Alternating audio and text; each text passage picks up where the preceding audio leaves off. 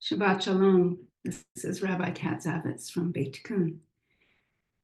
This week we read parshat Toldot. This parshat tells the story of Isaac and Rebekah and the birth and lives of Esau and Jacob. We learn that Rebekah is pregnant with twins and that the children agitated within her. So she asks God, why is this happening? And God responds that there are two nations in your womb. Two regimes from your insides shall be separated. The might shall pass from one regime to the other, and the elder shall serve the younger. Right here, we are once again presented with the worldview of domination and power over. A worldview where not only will there be two regimes, where one serves the other, where one is dominant over the other, but where one brother will dominate another.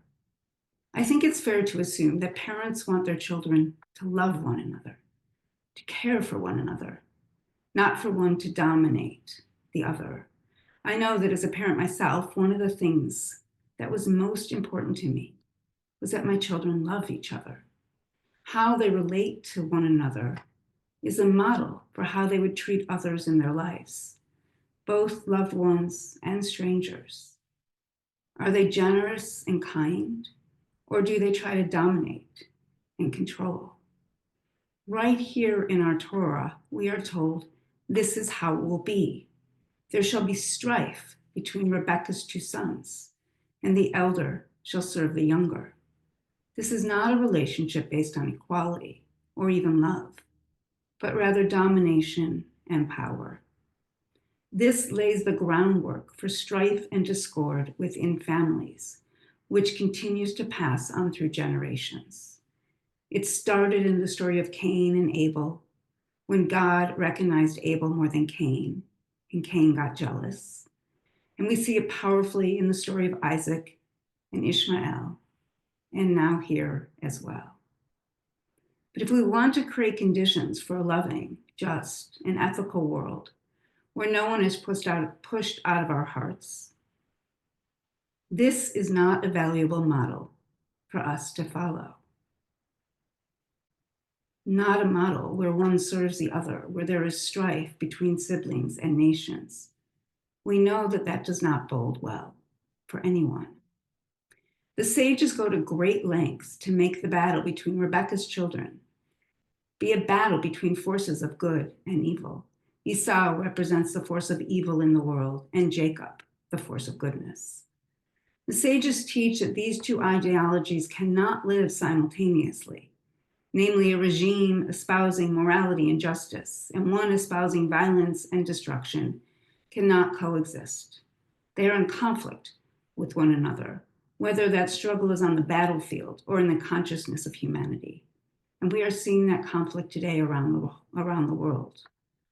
I agree that these two ideologies are in conflict, but I do not agree with the belief that one people or one nation embodies only goodness, and another people or nation embodies only evil. Solidifying individuals and nations as either all good or all evil leaves no room for a transformative future. All individuals, all peoples, all nations embody both. They embody the spectrum from goodness to evil and back again.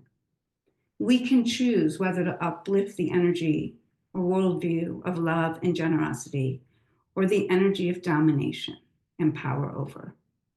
We make this choice from moment to moment in our hearts, in our interactions with others, in our movements, in our communities, and in our societies. I invite us to quiet our minds and still our hearts, to listen for the voice that encourages us to treat others with care and compassion, and to build a world where power over and domination are transformed into generosity and love. On this weekend of both Thanksgiving and mourning, I wish you a Shabbat Shalom, a Shabbat of wholeness and peace. Thank you. And if you want to join us next week for our Torah study, The link and information to do so and to join our community is going to be in the comments below. Shabbat Shalom.